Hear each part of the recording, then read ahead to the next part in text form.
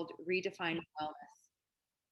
And I think part of the redefinition for me is one of my business coaches told me once that, he asked, what is your stand? Like when you take a stand for something, you have clarity on that, that gives you confidence. But the inverse of that means that there are then things that you don't stand for.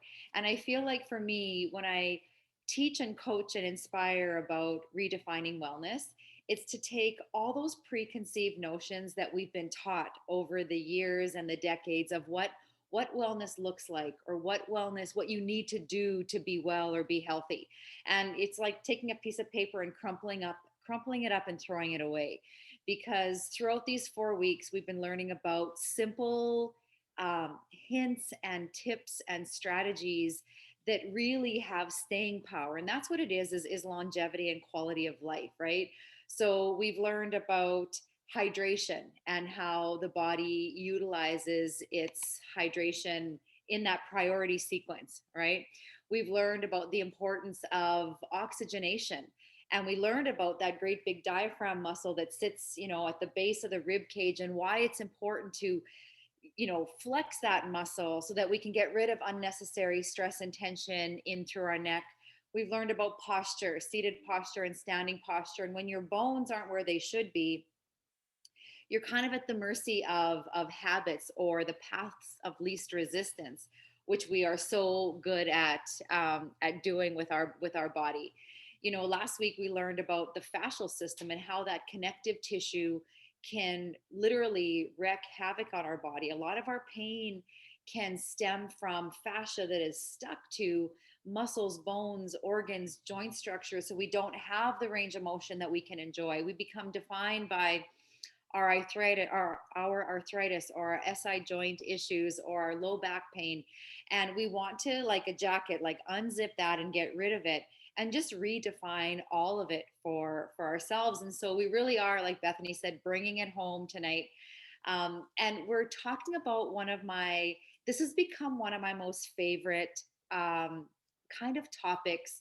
I've had opportunities over the last couple of months to be on many, many virtual stages from all over the world, literally. And this piece is what is just kind of resonating with me these days.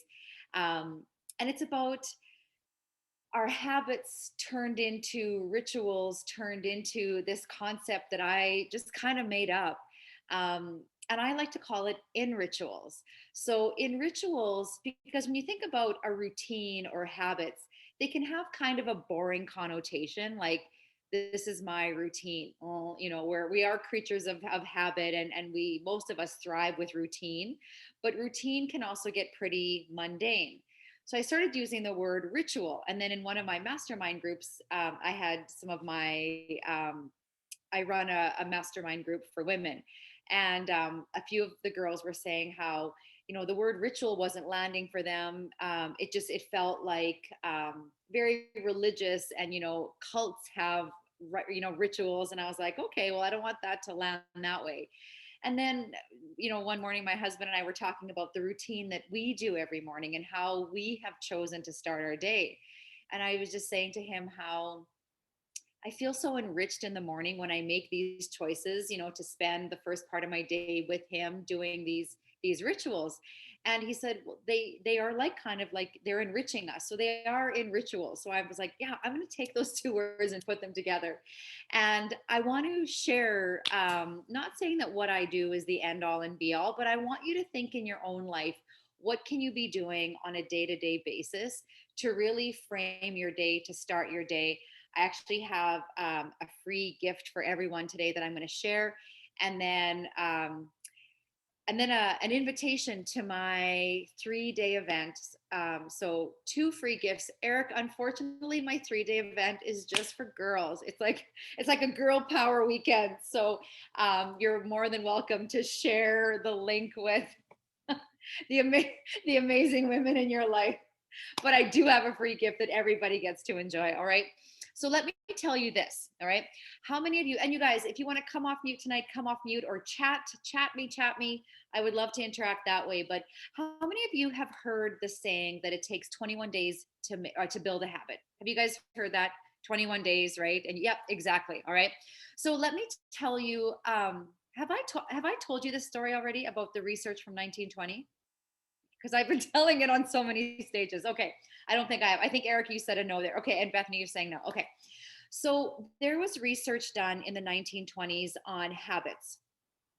And the research outcomes were actually um, reported incorrectly, right? And we see that all the time where there's outcomes and they're positioned or framed in a really interesting way, and then they get misinterpreted.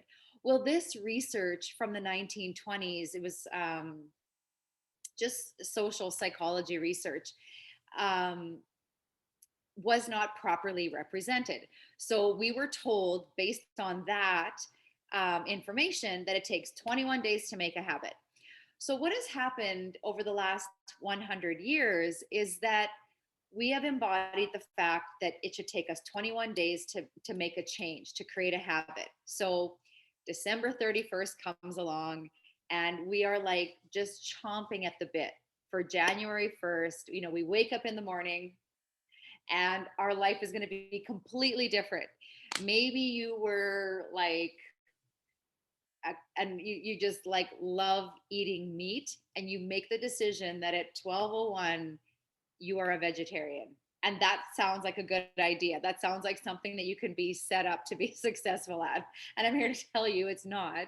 But we think in our minds, okay, I can do this for 21 days, it's going to magically rewire my brain and I'm going to be good to go. All right. Or you know, I haven't had a sip of water in 6 months, but tomorrow is the day I'm going to start. Or how many of us know to get on, you know, a treadmill or a stair climber at the gym in the first 2 weeks in January? And you kind of, if you're one of those regular gym goers, you're like, where are you people in like May and August and October, but you're here in January, right?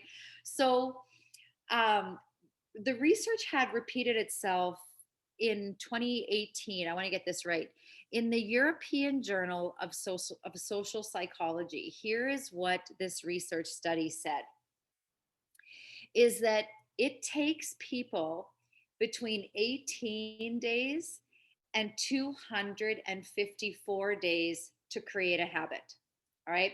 So when people come to my studio, and not everybody fits our business model, okay, and I am totally like upfront with that, is not everyone is going to be picking up what we're putting down, because we are like the 254-day program. We're not the 18-day program. We're not leave your sweat on the floor and go home with your sore knees and your sore neck and come back again the next day and do it all over again. We're actually the un that. All right. Remember I said that my business coach said, what do you stand for? That's what we stand for. I stand for the small nuances that change your body, your mind, and your person from the inside out, right? Again, I could care less about the puddle of sweat on the floor. I could care less about how many reps and how much time. That doesn't jazz me up, because I've seen it way too often really backfire. I think there's lots of ways, if you've got a competitive spirit in you. I am a very A-type competitive personality, and I channel that into all of these in rituals that I do every single day. Okay. So now that you know that it's between 18 and 254 days to build a habit, how does that change your mindset? Does that sound like, oh my gosh, this is impossible? Or does it feel like you have some grace? You have some grace to slowly allow yourself to shift your course of action by 1 or 2 or 3 degrees. There's a really great book. It's called, oh man, oh, I can see the cover. I might have to get this to Bethany, the name of it. But in this book, the author talks about, if you leave if you're on an airplane and you leave Seattle and you're bound for Boston, so right across the US, and you go off course, I think it's literally by 1 degree, 1.5 degrees, you're going to end up like in Miami. Okay, over the course of your journey, you're going to end up in the south of Florida. So you might think that these simple changes are impossible to make long term, wholesale change, but it's the absolute truth. All right. The other thing that I wanted to mention as kind of like did you know? Did you know that about 70% of our thoughts in a day are less than positive? So what we think on ourselves, what we hear, what we see, about 70% of those messages and the thoughts in our head are less than positive. So what does this mean? That it's hopeless. We can't be of positive mindset, of an abundance mindset, that we're going to live in fear and scarcity. No, absolutely not. It just means that, just like doing your diaphragmatic breathing, and just like taking in your water every day, you have to be really purposeful with how you're showing up. When we hold on to fear, stress, or anxiety, how do we ever think the physicality of our body will change? If we've got that last 5 pounds that we're like, this is never coming off, of course it's never coming off if that's what you're telling yourself. All right. So I want you to think about this. It's not a, well, I guess it is like a paradigm, but think of this continuum. Okay. And I'm going to read this so I don't mix up the order. Our thoughts create feelings. Our feelings create beliefs. Our beliefs create our actions, and our actions create our outcomes. So again, if you like to write down, like, I love this. I have a little sticky of this up in my my bathroom upstairs, all my little stickies in the morning. So your thoughts create your feelings create your beliefs create your actions, and your actions create your outcomes. So if you we'll take hydration as an easy example, because we've been talking about that a lot this month, is that you might carry your water bottle around with you and not take a sip, or you might think, oh, I don't like tepid water, it has to be perfectly cold or perfectly hot, right? When those thoughts are going to create the feelings that, well, I could take it or leave it. When it comes to hydration, it's not really making a big difference in my body anyways. There's now your belief system. It's not really that big of a deal, right? The action, right? It's not going to be on your radar. So you're not going to be actively searching for that water bottle. And the outcome is going to be a body that is very dehydrated. If you are trying to rehab or heal an injury, the inflammation that your body has created around the injury is not going to improve. And just from that simple thought that, really, is water as important as Jana said it is, you can see how that kind of comes full circle. All right. So, gang, today is all about mindset, right? Mindset creates the motivations we have to make great choices throughout our day. So I want to tell you a little bit about these in rituals. Okay. So when I get up in the morning, and I've chosen, and again, one of my gifts to you is going to be a free ticket to my 3-day event next week. And I did my first event in January, the last weekend in January. It's called the Meta Impact Experience. Women from all over the world came, and we had an amazing time together. And what those women didn't realize is that they were gifting me more than I feel like I was gifting them. And I made some simple shifts in my life. So February, March, April, like, we're coming up to like 16 weeks now. And I've gone in fits and spurts about being a morning person, right? I used to teach, when I was teaching out of my home, Pilates. I would teach every morning at 6 a.m. I would literally roll out of bed at 10 to 6, turn on the outside lights on right crescent. People would know I was awake, and my clients would come downstairs into my house. When I was training for a marathon, me and one of my work colleagues, some of our long runs were like 25, 30K. So we were getting up at 4 a.m. to get our runs in before our work day started. And again, I mean, the mom of three, and those of you that are moms, you know that you become morning people sometimes, even when you don't really want to be. But I've kind of enjoyed, sleeping in a little bit till like 7:30ish. And after my event, I was like, you know what? I want to start my day in a different way. I want to have more control with what I'm doing. I want to have some time for me versus getting up, getting ready, going downstairs, getting my breakfast and lunch and making sure everybody is doing their thing, and then heading to work, right? So that authenticity that I talked about in my 3-day event, I was like, I got to put my money where my mouth is. So I started getting up an hour earlier, and we've got this really cool little bike situation at our house called Live O2. So I get up and do my Live O2 session. Then I jump on my Pilates reformer. And then I started doing some fun little just add ons. I'm going to write this in the chat. I don't have a link, but um, I don't know how many of you have heard of Wim Hof. Wim Hof, I believe he's Dutch. Anyways, he has a whole breathing technique.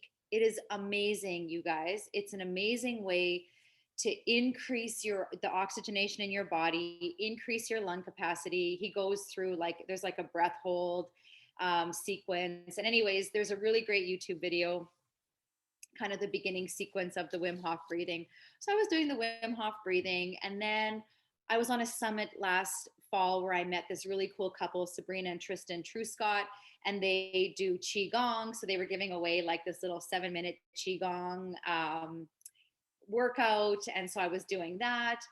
And then another guy that I'm in a mastermind with from Australia, Barry Ocketel, he has a course called Eye Power. So I started doing all these really cool things for my eyes, eye stretches, doing standing when the sun is rising and just keeping your eyes closed, moving your head back and forth. It's a way to kind of activate the pineal gland and the pituitary gland. So I started doing these things, and it was taking me like, I don't know, 45, 50 minutes. And the next thing I knew, my husband Jason was like, "Hey, I'm gonna meet you downstairs, like when you're done your bike and your reformer, and I'd like to do though, do Wim Hof and the eye power and the qigong with you." And I was like, "Sure." So this morning routine of ours has become like our little in ritual, and it just feeds my soul because every morning, no matter how packed my schedule is, no matter what kind of curveballs I get thrown at me in the day, I got that hour, ish, a little bit less than that, with him, with me. And it's just a really fun way to start our morning. You just feel really good. It feels like you just had this food for your soul. So in rituals, we have become very protective of that space. And one morning, Jason happened to bring his phone down with him. He normally doesn't, but this one morning he did. And we were in the middle. It was a beautiful morning, like maybe 3 weeks ago, longer than that, like maybe 6 weeks ago. And so we opened our front door and we were doing like our eye stuff. And his text kept going off. Like it was like about 7:30. Too early, in my opinion, to be dealing with work stuff yet at that point. And I was like, "Don't look at it. It'll be there when you're done." And it was like 3 or 4 kind of in a row. And he's like, "No, I really should." Right.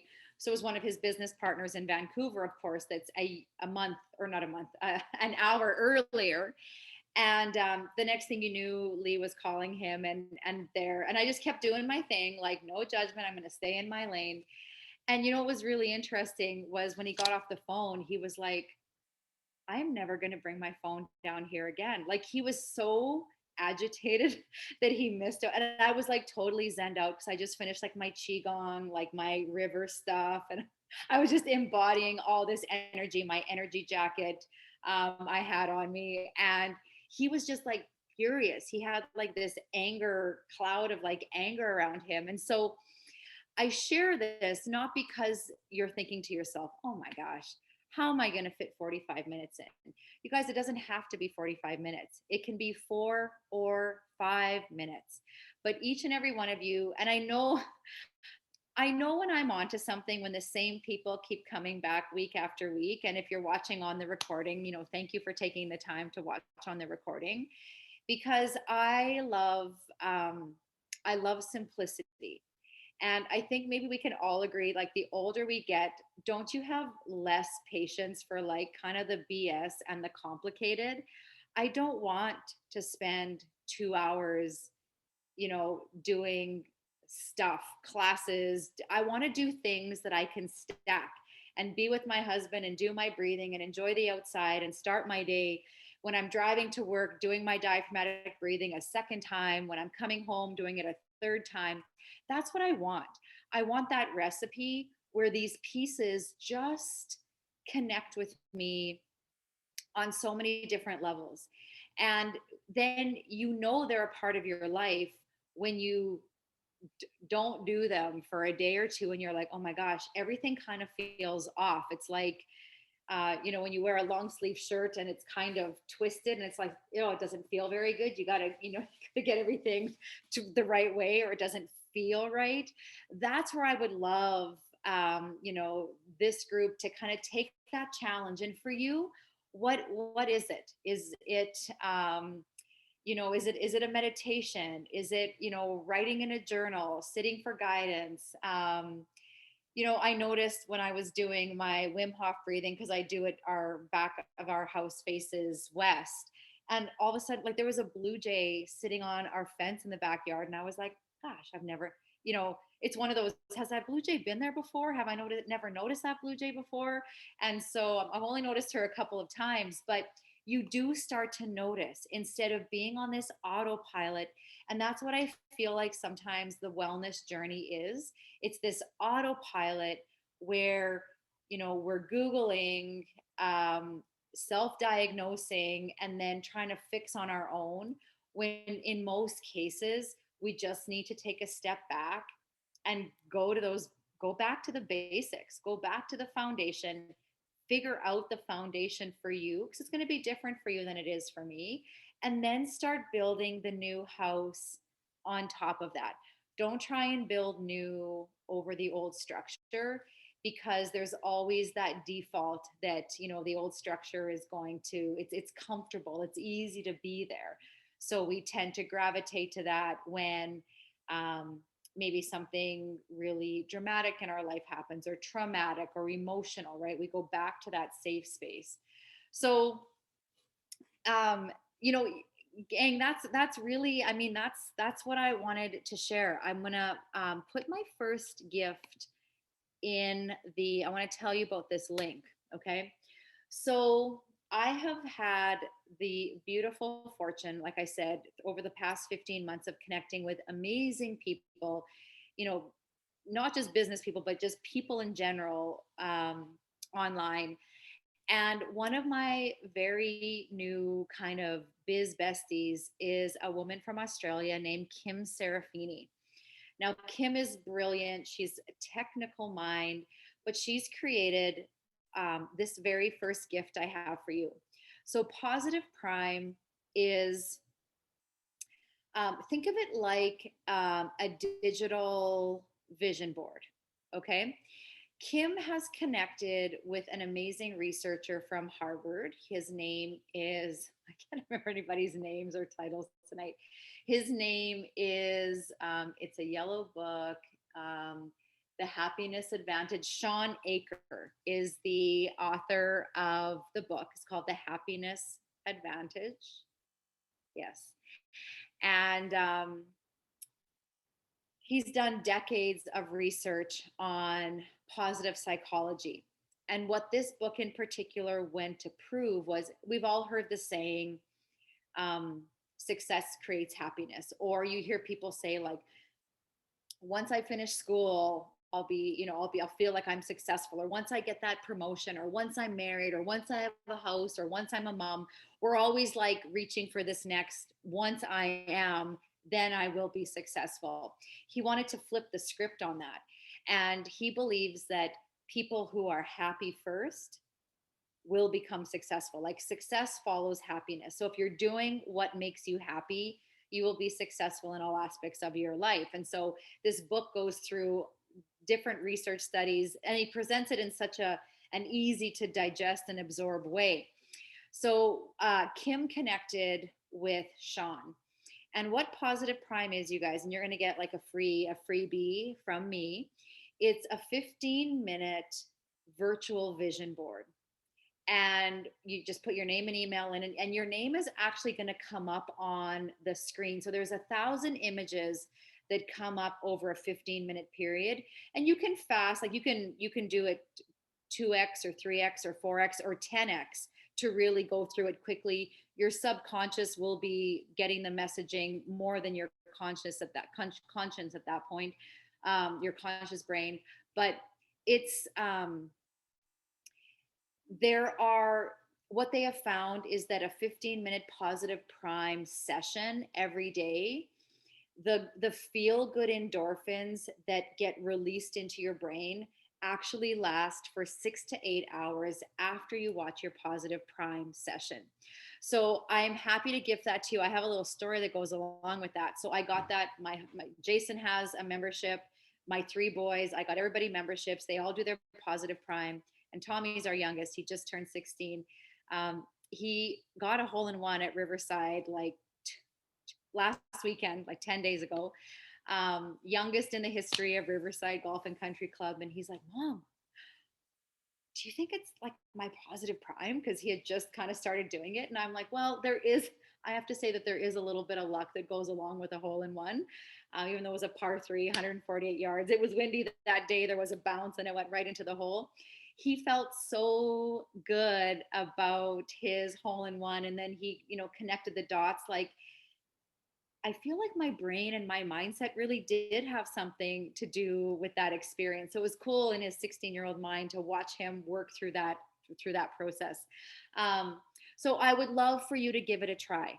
It is something that I have built into my in rituals. Jason does his separately. I do mine separately. We watch different ones depending on what we're feeling like in a day. There's ones on, positive nutrition. There's positive like abundance mindset. There's performance. There's one on sleep. Like there's just it's really really cool. So please enjoy that. Give it a try. Try and build it into your life because it definitely has made a difference in my family, and that's my litmus test, right? If I can see changes in my teenage boys, my husband, and myself, I'm like, I need to share this with the world. So that's gift number one. Now, gift number two, let me just quickly go and grab the link, which is right here. So again, this is for the Meta Impact Experience. It's the 4th to the 6th of June. It's a free event. Um, there are options to upgrade to an interactive or a VIP ticket. But you know what, you guys, this is like, you get all of me in this weekend. It's where women's health and wellness meets personal development, and we get kind of messy. I've created some really cool tools that I'm actually writing a couple books about, that we use at this event, and we get a little deep, like I said, into the mud. We meet amazing women. It is not a 3-day Zoom meeting. It is an experience. We are moving. We are getting outside. We are just connecting. And I think one thing with everybody, I don't want to, exclude Eric, right?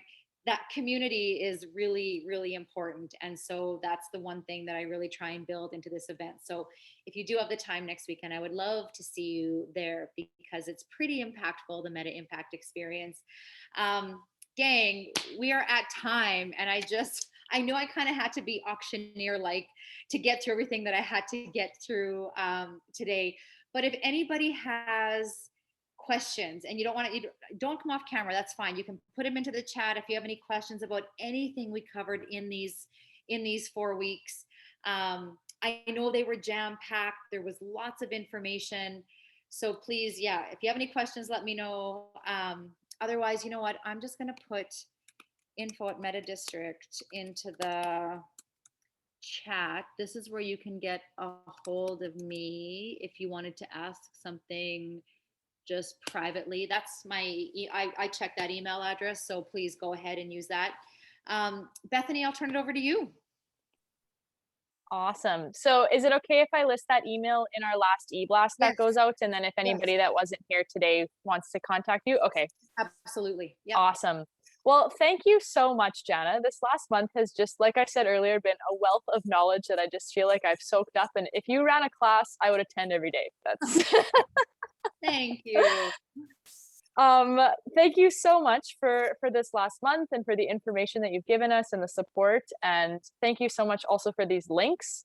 I think I will definitely be making it a priority to attend next weekend. I think that's amazing. So thank you, as we like to say at the Lung Association, thank you from the bottom of our lungs, on behalf of the Lung Association and also on behalf of Saskatchewan Quits. And thank you to those of you who've been taking time out of your schedule each week to either attend in person on the Tuesday evenings or watching the YouTube link afterwards. It really means a lot to us that you're taking time out of your schedule to watch and to learn a little bit more about wellness. So On that note, have a wonderful evening, everybody, and enjoy the last few days of May. It's been a wild ride. It's gone really quickly. Have a great day, and thanks again so much. Bye, everyone.